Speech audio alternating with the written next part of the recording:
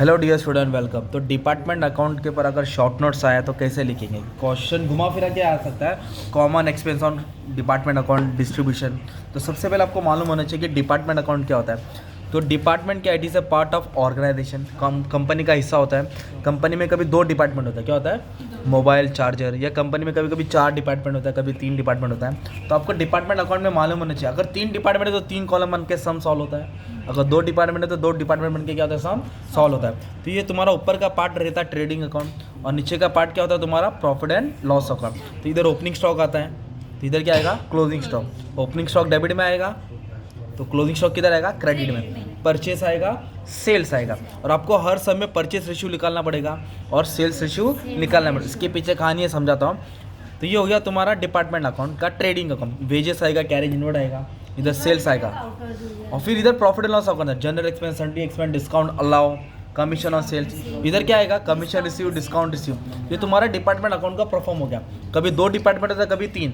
तो purchase ratio निकालना पड़ता है और सेल्स रेशियो निकालना पड़ता है। तभी आपको ये समझना पड़ेगा कि सेल्स रेशियो जो हम निकालते हैं, क्या निकालते हैं? तो सेल्स रेशियो में क्या क्या बांटा जाएगा? एडवर्टीजमेंट बांटा जाएगा। बोलो क्या बांटेंगे? राइट, सेल्स कमीशन बांटेंगे, डिस्काउंट अलाउ बांटेंगे, बैड डेट, मतलब जो भी सेल्स के रिलेटेड है वो किस में बांटा जाएगा? सेल्स। तो हमने क्या समझा था, जो भी इधर का एक्सपेंडिचर होता है वो किधर बांटेंगे? सेल्स। इधर का चीज़ किस पे बांटेंगे? सेल्स रेशियो में। वैसे ही आपको परचेज रेशियो निकालना पड़ता है, तो डिस्काउंट रिसीव, कमीशन रिसीव, है ना? तो या कैरेज इनवर्ड, क्या वर्ड है? आपको किस में बांटा जाएगा? परचेज रेशियो में। इधर का इधर। Very good.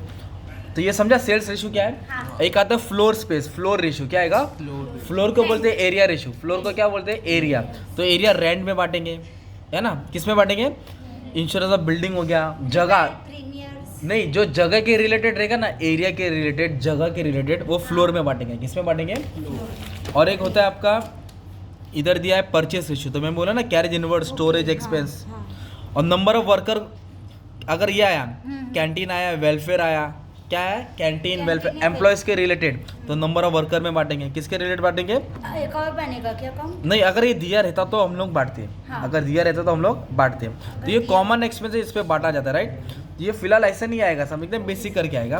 तो एक सम है ना, तुमको शॉर्ट में बता देता हूँ ताकि तुम्हारा डाउट क्लियर हो जाएगा कैसे क्या लिखने का है, तुमको आ जाएगा। ओके, एक सेकेंड ना बच्चे लोग, इधर है, घंटी मिलता भी नहीं है।